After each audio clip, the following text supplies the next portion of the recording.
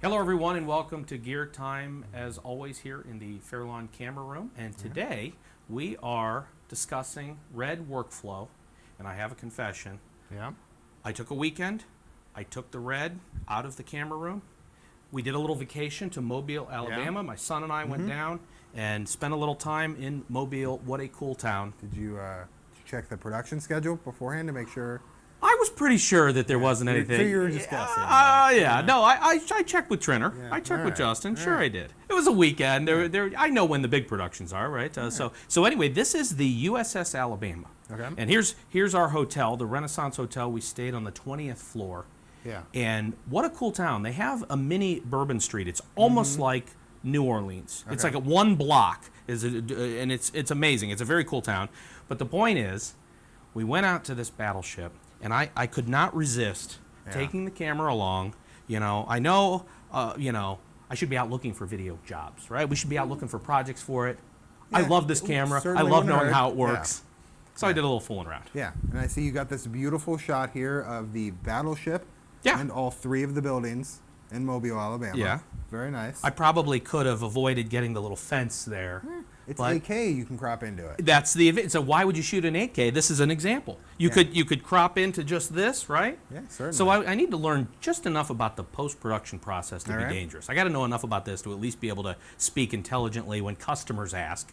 Or if you need to edit your vacation footage. Maybe, how are we going to edit my, he's the only kid in the world that'll have his home movies, a video of him growing up in 8K. Yeah, he's going to have to buy a server when he's older to hold all exactly. the footage. How is he going to be too archive much this? for It's Google a nightmare. Photos. Yeah. My videos from when I was a kid are in Super 8 film and then VHS. Yeah. It's a little more appropriate. I mean, most kids have cell phone video.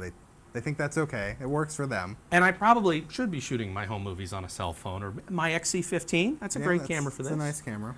So we've covered that this is probably overkill, Yeah. but I got some great stuff that I'm really excited about. And so this is one of it. To play a little bit through here, and you'll see we did the tour. And it's $15. You go into the battleship. They also have all this other you have aircraft, the military aircraft. They have all kinds of things on display. So well worth the $15 per person to go in. So the kids go out and they get to go on. You got to fast forward into this is the whole thing. The whole vacation. There they are. He's 16 now. We're there celebrating his 16th birthday, so he's allowed to drive. He did a little practice in the parking lot as we were. It was on park property, right? Yeah. Okay. So then the kids went up and down the whole. They're great subjects.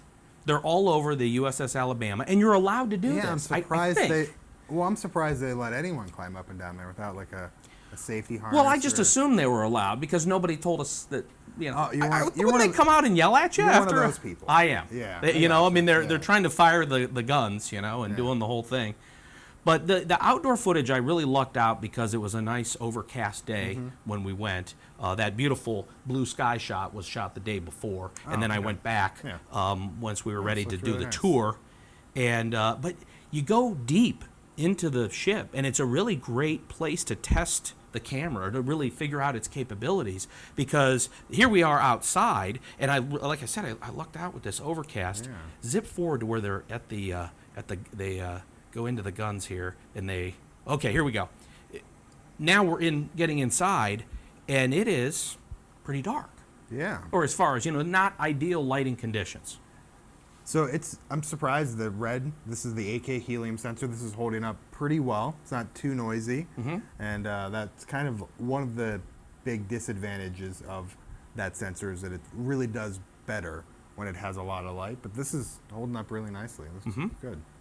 And let's talk for a second about, we have an iMac Pro with my Thunderbolt drive. Yeah. And it's playing back 8K footage shot at the it was the 7:1 compression. Okay. I think it was certain situations where it was 8:1 or 7:1 is what I can do in the 8K. And we are playing this back at half resolution, so we're looking at this at 4K. If we played it back at 8K, it might be a little choppy. Okay.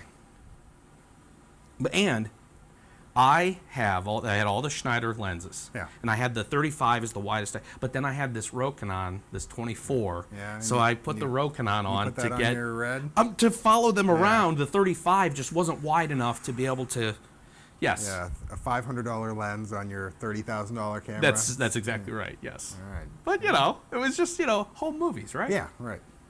I guess most people are just using their cell phones that cost $500. So the fact that you're using a $500 lens, it's certainly still a step up. Speaking of, they went deeper and deeper and deeper into the ship. Yeah. And I'm carrying this camera, and there you can see it. Just keeping up with them is, and they want to touch everything, and you're the areas you're not supposed to go into are blocked off and all that, so they can have free reign. But what an experience! But trying to get through there with the camera and fit through there for a variety of reasons is a little challenging these days. But as they go deeper and deeper, then they get lost. Then I lose them. Yeah. And then the battery goes dead because I didn't bring in a whole set. I just had the one battery. Yeah. And I got about 15 minutes out of these. Yeah, it burns through those batteries pretty quickly. Yeah, I get 15, 20 minutes max is what and I just carried it around with me. But I'm really happy. And what I want to know now is, so let's say I want to cut this together into kind of a little a montage vignette of what the vacation video was. Yeah. And I shot it in Red RAW. Do I keep it in Red RAW as I'm editing, or do I convert absolutely. it to something? No, Or what's the workflow for editing? Or how do you... So we use a ProRes workflow for most of our projects, but with the Red, you don't want to do that. We want to keep it in the R3D files because those have the most versatility and allow us to utilize a lot of the advantages of the Red. So let's take a look here. I know some of these clips back here, they maybe look a little bit yellow. Yeah, the lighting in the ship is a little... Yeah. I'll blame it on the lighting in Yeah, the ship. sure. Right, the bulbs are weird. I'll let you have that. Yeah, thank you. So if we take this clip here, Well, you got a little daylight spilling in because we're We on the do. upper level. see if we can find a better one here that a little bit more yellow and Oh, yeah. Yeah, Here, there we're we into it pretty deep okay. here. So we take the Oh, clip. you can see the bulb right there. That's Yeah. the suspect bulb. Yeah. So under the effect controls, Mm-hmm. if we click over to the master setting, now we get all of the controls where we can adjust the raw file, the file is being debayered. So things like your ISO and your white balance, those aren't baked into the file on a Red. Those are things that you can change in post, and the result is exactly the same as if you had changed them in the camera. So right here we have our Kelvin, which is our white balance. Right now we're at 2500. I actually think this is keeping the settings from what I had earlier when we were playing around Sure. with it. I think this is the clip I was looking at. I think this is actually closer to where it was shot in camera, right around 3400. Sure. So if we bring that down to 2400, 2500, somewhere in that range, you can see it's starting to look a lot more natural. And then down here in the tint, the negative numbers are going to be magenta, and the positive numbers are going to be more green. So this clip is maybe starting to look a little green, so we can dial that down to -8 or something.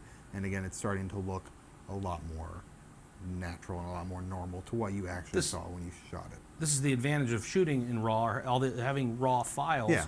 and the original information is retained in the file, and it's just a filter or something over, change the value as you're seeing it here in the editing. Yeah, so the Red with the RAW, and actually what RAW video is just recording the information directly off of the sensor. Whatever the sensor is picking up, that's what it's being recorded. It's not processing it in any way.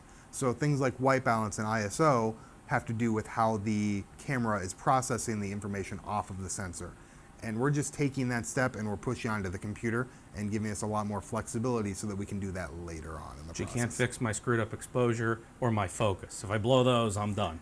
Yeah, so we definitely can't fix focus. That's something that There's got to be a filter. Yeah. You can certainly try sharpening if you want. Right, but, right. yeah. Yeah. But yeah, you can't change your aperture. You can't change your shutter speed. Those are settings that are affecting the data before it gets to the sensor. Right. So we do have a lot more latitude in terms of fixing like your exposure that might be off. So we can come in here and again we can adjust the ISO in post, or we can come down here to like curves and start bringing up some of the midtones, and that's typically going to look better than trying to color correct, like say a shot on the C100 that wasn't exposed correctly. Sure. But if your aperture, if you're shooting outdoor at f2 with no ND filter and 180-degree shutter angle, your image is going to be blown out. And coming in here and adjusting these settings, that's not going to help fix that. You set up the red to use the shutter angle instead of shutter speed. I did. And that took me that threw me for, so I had to figure that out. Yeah, and so you can switch it back if you want to. Right. But typically for most, for video, you typically want to be using a 180-degree shutter angle. And when we're using most cameras, we're setting that up with shutter speed. And it basically just means that your shutter speed should be double whatever your frame rate is. So if you're shooting with 24 frames a second, you should be shooting with a 1/48 shutter speed. 30 frames a second should be 1/60th. 60 frames a second should be 1/20th. But then on the red, if you are shooting with shutter speed, every time you change your frame rate, you would need to change your shutter speed to match, to be that corresponding 180-degree shutter angle. Or you can just set it to shutter angle and it'll automatically adjust no matter what you set your frame rate at. Or next time I could just shoot it on my iPhone or maybe my XC15 and Yeah, leave the red to the experts. But something I want to show really quick here. I really thought that this was a cool experiment. Here we are on the 20th floor of the Renaissance Center, which had a cool view. So the kids are playing video games and watching movies and have their time to connect and hang out, which is what our vacation was all about. But later in the afternoon, I took them over to the this place right on the Gulf of Mexico, where it's like where the Mobile Bay ends and the Gulf starts. There's this beautiful park.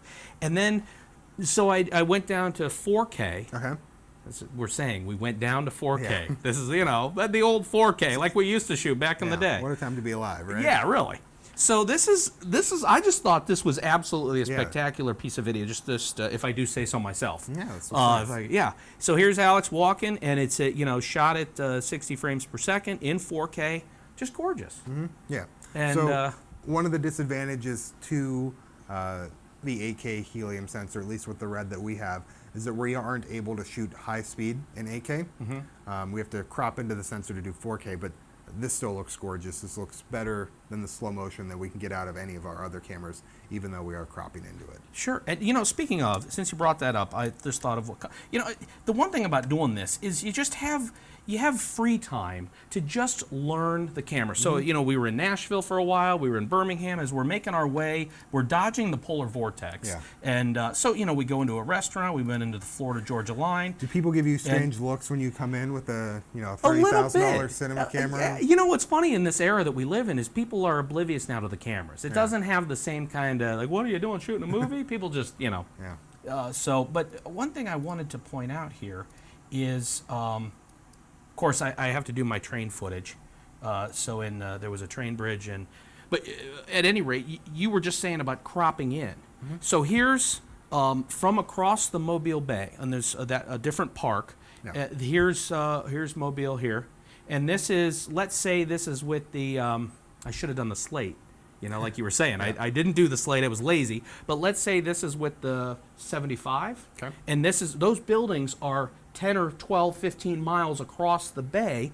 But then I was doing, if you stop it down, whoops, I'm doing random, find it. You're cropping in, not stopping down. Cropping, that's what I'm trying to say. I'm cropping in for the purpose of, here you go. This is a better example. That's that same shot, but shot at 4K, and so I get more zoom out of the lens. Yeah, is this an okay practice? I mean, if you're finishing your project at 4K and not a whole lot's getting finished at 8K, that's certainly acceptable. That said, that's also something that you can do just as easily in post. So if you shoot 8K and you want to crop into 4K, you can do it when you're shooting. You might as well just shoot it in 8K. You're going to save a little bit of card space. If you record it directly into 4K. So if you know that's the only way that you're going to use it, certainly you could shoot it that way. So some of these bigger TV commercial projects or higher end videos being shot on the red here, you guys you're finishing in 4K. Yeah. You're not going to finish in 8K. No. The largest that you do in the post is a 4K, and I had a blast. This was a lot of fun, and there is just one more thing I wanted to. You're flipping through these. And just the one thing I noticed here is that they were allowed to do this. These clips here look pretty green. Yes. So again, we can come in here. You know, our Kelvin isn't really going to fix this because Kelvin's going to typically go from blue to orange, not green. Right. So we just want to come in here into tint, and I'm just kind of guessing here, maybe minus 15 degrees. Oh, yeah. And that instantly looks way better. That is something that you can do with other cameras, but you're going to start getting artifacts, and depending on how far you're off, as you start pushing it, the image is going to break down, and that's not going to happen when you're dealing with raw footage. How about you just edit all my home movies, and then we'll do the whole. This is a good use of company time and resources, Feel right? like you could find an intern to edit your home We movies. probably could. We probably could, and you'd learn a lot. I'm learning a lot. Yeah. Frankly, I would like to sit down and do this myself.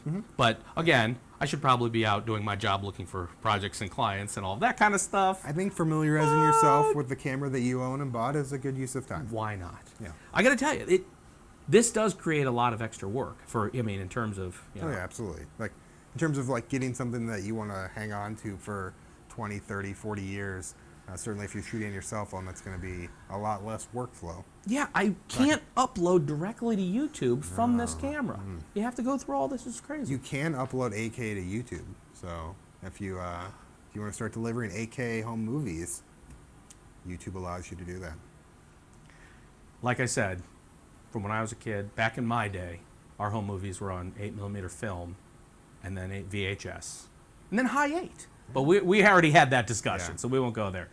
Thank you, as always, for explaining to me what the heck we have and what our capabilities are and how all of this works. I love knowing this. I know just enough to be dangerous. And Nick has an incredible ability to retain a lot of information.